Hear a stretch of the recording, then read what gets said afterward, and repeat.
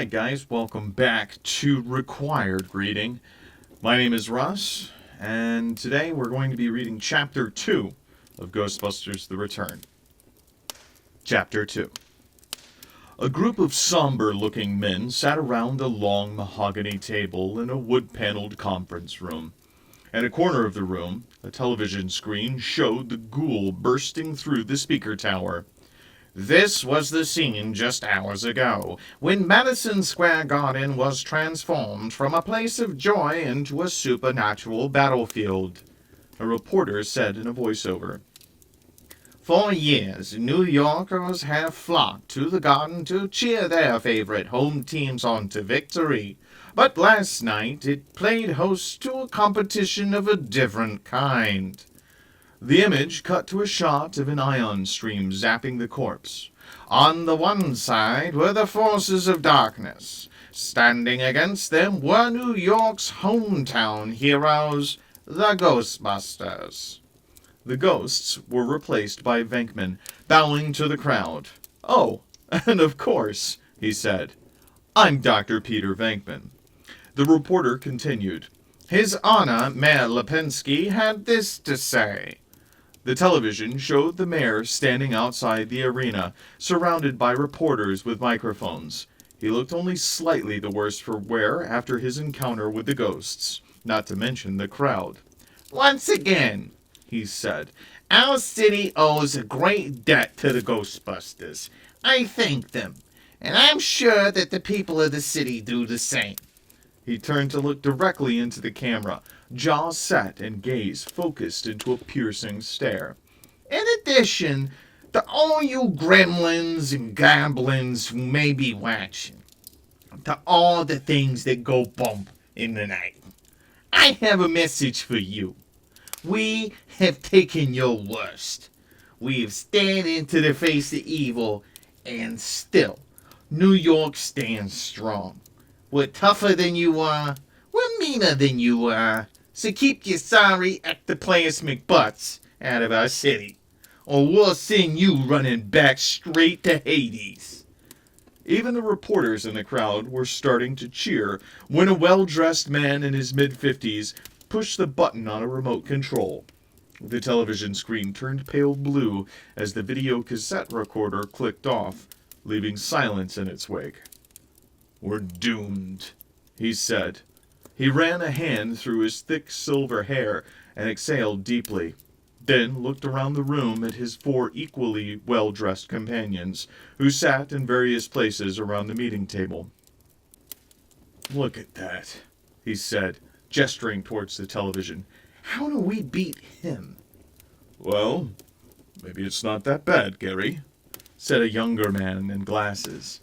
He pulled a folder out of a stack that lay beside him and started to flip through the papers inside. "I mean, his numbers in the polls plummeted after they closed those senior centers." Across the table, a beefy middle-aged man in rolled-up shirt sleeves waved his hand dismissively. "Polls down don't mean nothing," he said. "Look at this." He stuck his cigar back in his mouth and held up copies of the previous week's New York Post and Daily News. Both displayed similar photos of the Ghostbusters posing in a circle around the mayor. If anything, His Honor looked even more confident than the Ghostbusters did. "Stu's right, Ted," Gary agreed. "It's why we lost the last two elections." Stu took the cigar from his mouth. "It don't matter how many senior sitters Lipinski closes, or how many times he cuts museum budgets 'cause he don't like one of the pictures," he said.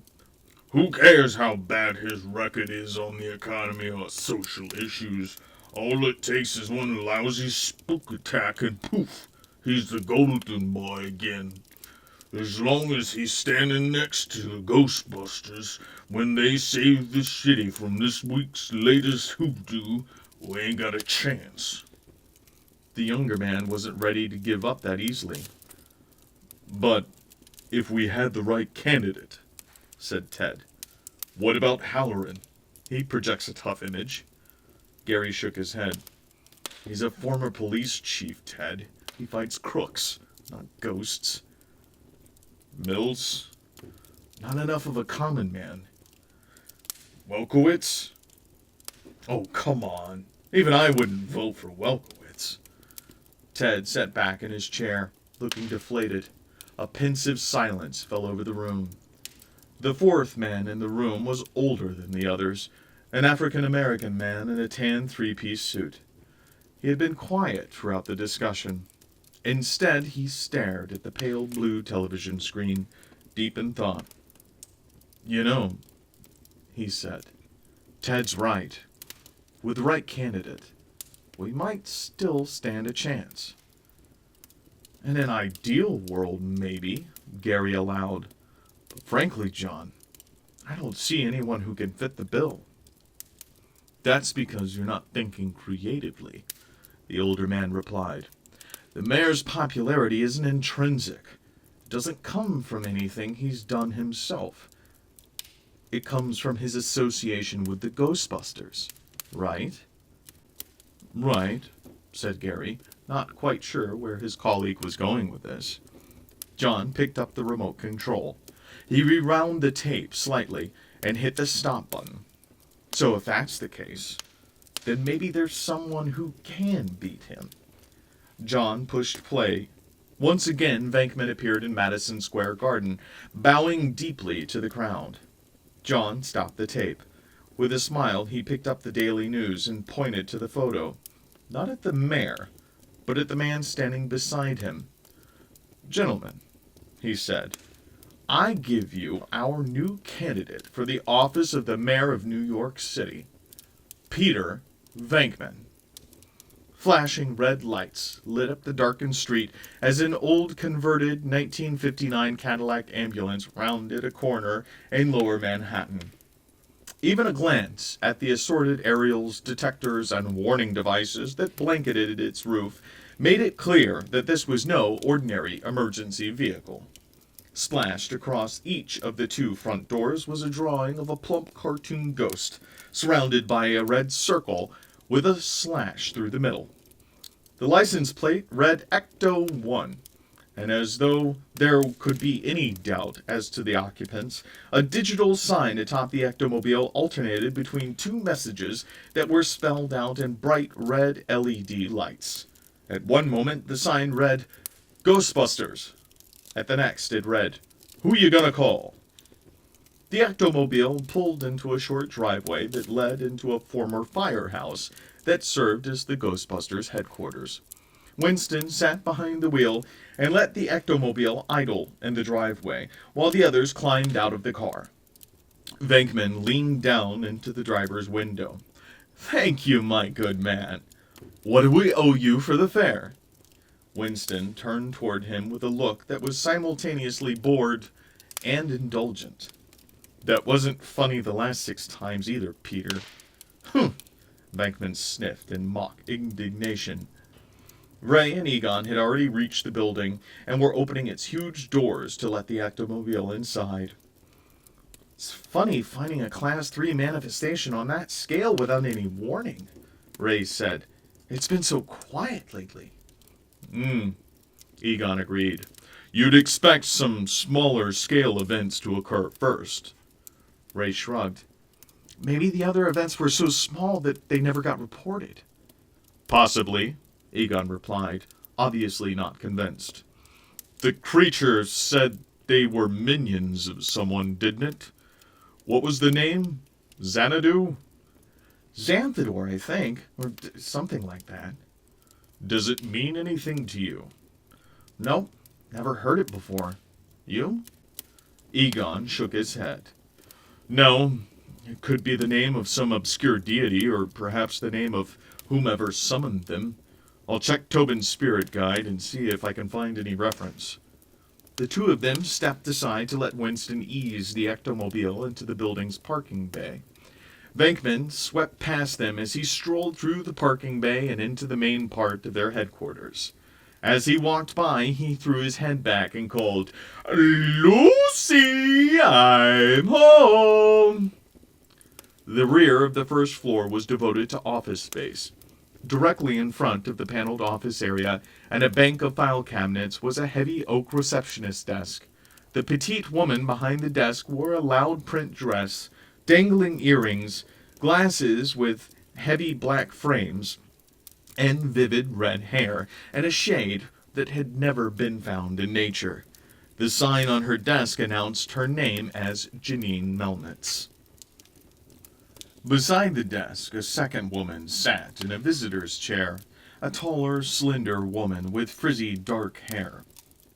The only other living occupant of the building was a 2-year-old boy who was curled up on a blanket on the floor, sound asleep beside a teddy bear.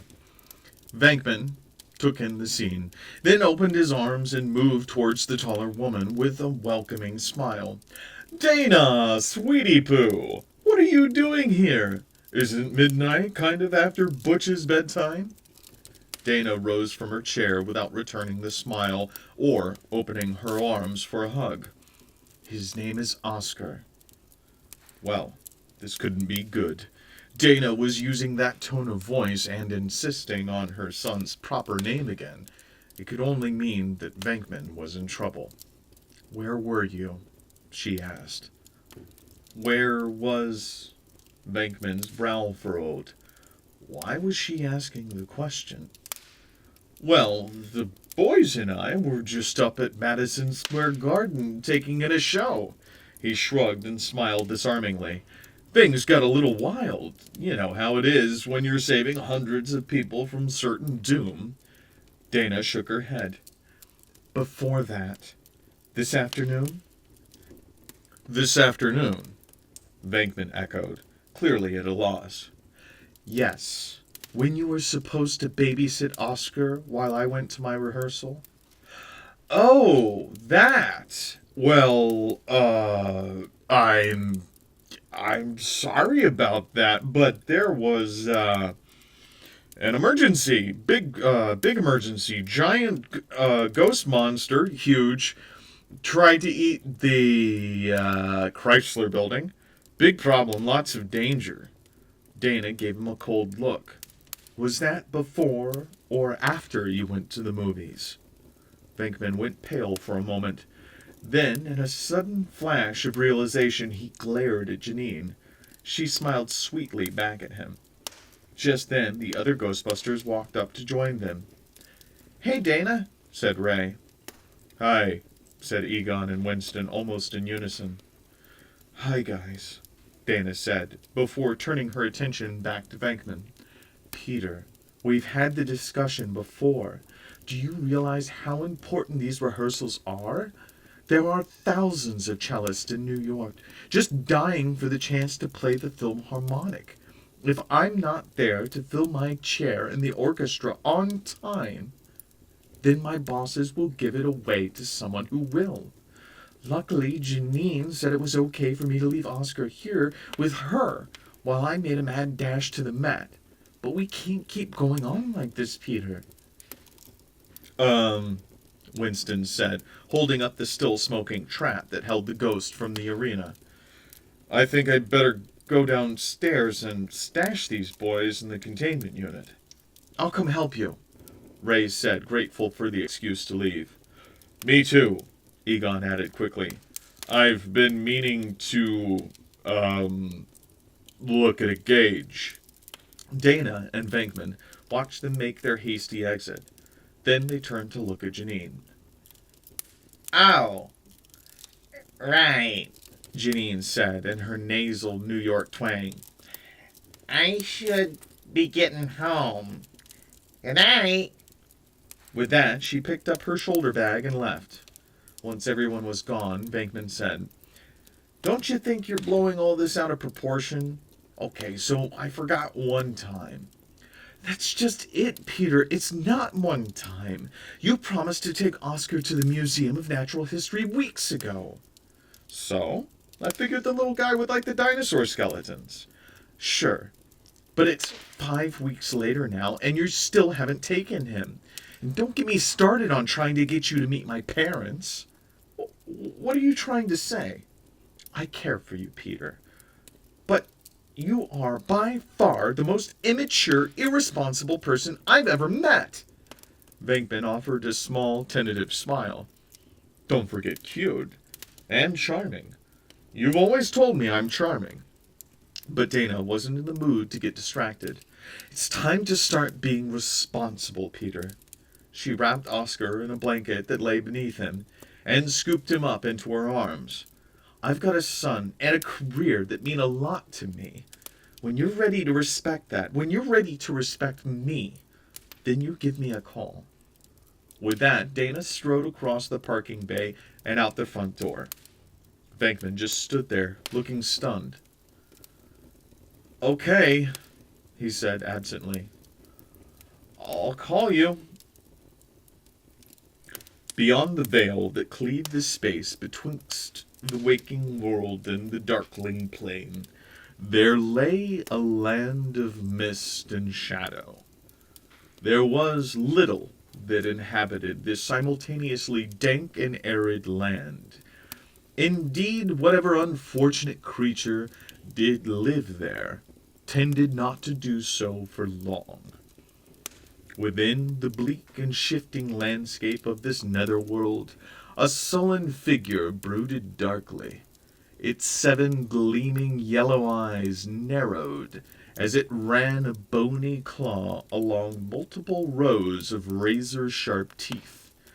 Even the marrow that it sucked from a handful of souls tasted gray and lifeless, far from the heady brew that it ordinarily preferred. Xanthador, the Lord of Fear, opened his long jaws.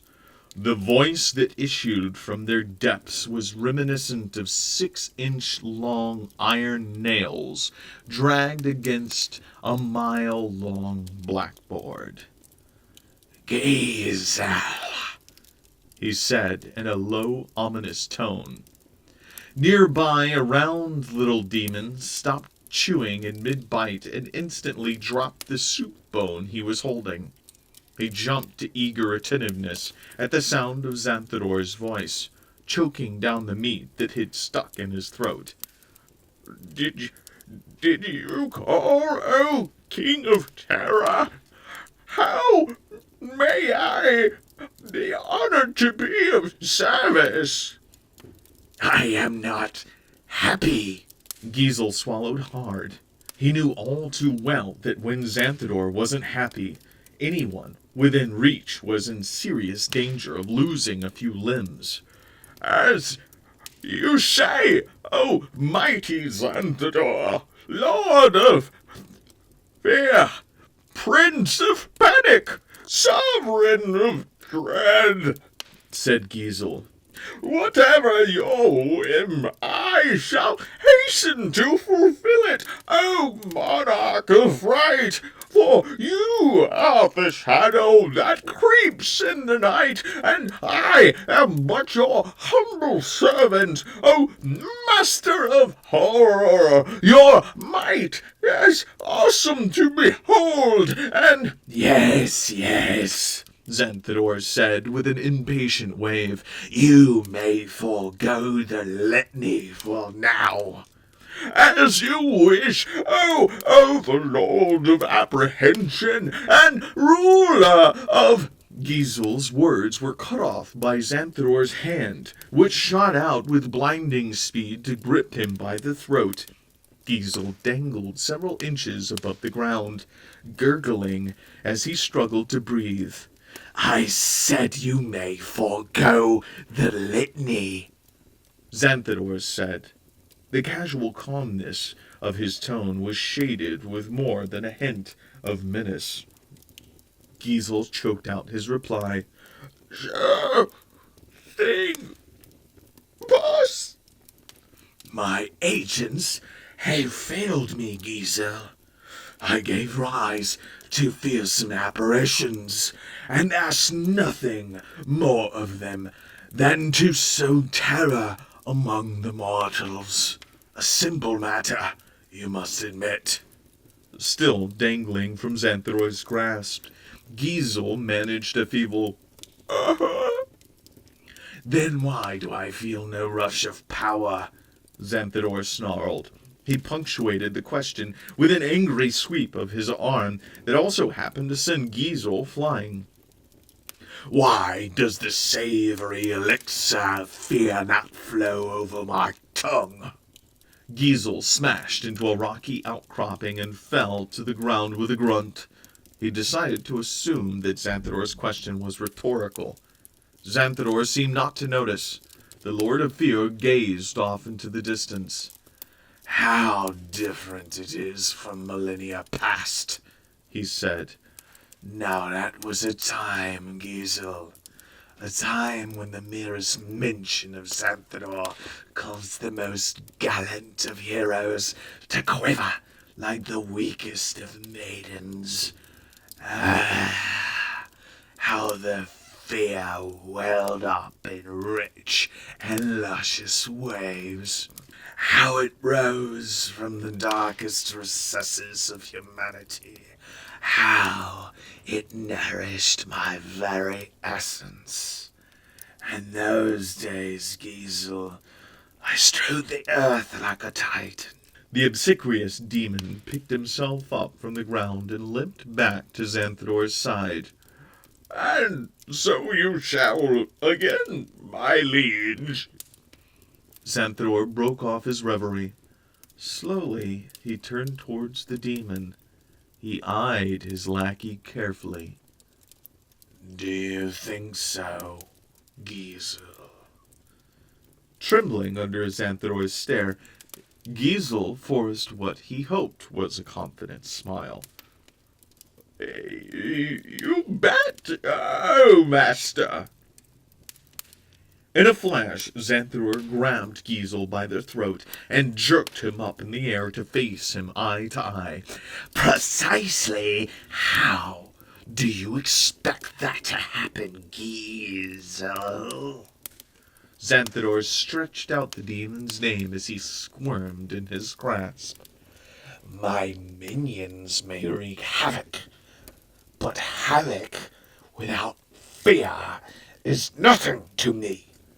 The humans do not fear me, Giesel. Without their fear, there's nothing to fuel my strength. My power is but a shadow of what it once was. How then shall I rule? Why do the humans not fear me? Why do they not cringe in the face of my minions? Giesel struggled to grasp out a response. Because they're stupid? Xanthador flung Giesel to the ground. He hit face first with an unpleasant thud. No, Giesel. It is not a lack of imagination that averts their fear. The humans are most imaginative indeed. They are almost clever in their way. Xanthador shook his head. Now, I have pondered this question for quite some time. It has consumed the very depths of my being, yet my meditations have borne fruit. After much consideration, I have at long last reached the answer. Do you know what it is? Giesel pulled his head out of the ground and spat out a mouthful of dirt. He figured that the safest answer was a shrug, and winced at the twinge it brought to his neck. Xanthador leaned in close. It is because I do not believe, he said quietly. Believe? Asked Giesel. As their technology has grown, the mortals have turned their backs on the old ways, Xanthador explained. They have grown so accustomed to their miracles, their artificial machines produce, that they no longer recognize true mysteries for what they are. The humans no longer believe the truths that lie before their eyes, Giesel. Without belief, there is no reason to fear. Giesel mulled over the point for a bit. But if that's true, Oh, Master, then how can we scare them? They just rationalize everything away. Then how will you rise to power? Xanthador smiled a nasty smile. Oh, I shall rise once more, Giesel. My dominion shall rise again and span the earth from the heights of the mountains to the depths of the seas. But if the humans won't get scared, I never said the humans have abandoned fear, Giesel. It runs as rich and deep as it ever has. It has merely altered its shape and focus.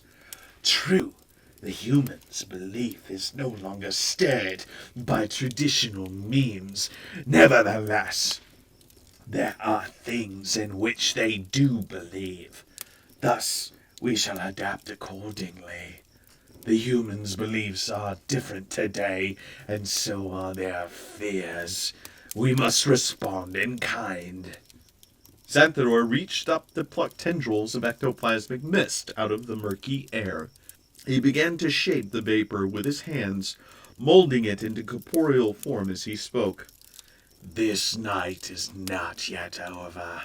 There is yet ample time to attempt one more foray before the dawn. Humanity's beliefs shall be our stepping stones. Through them, we shall introduce immortals to levels of terror they have never imagined.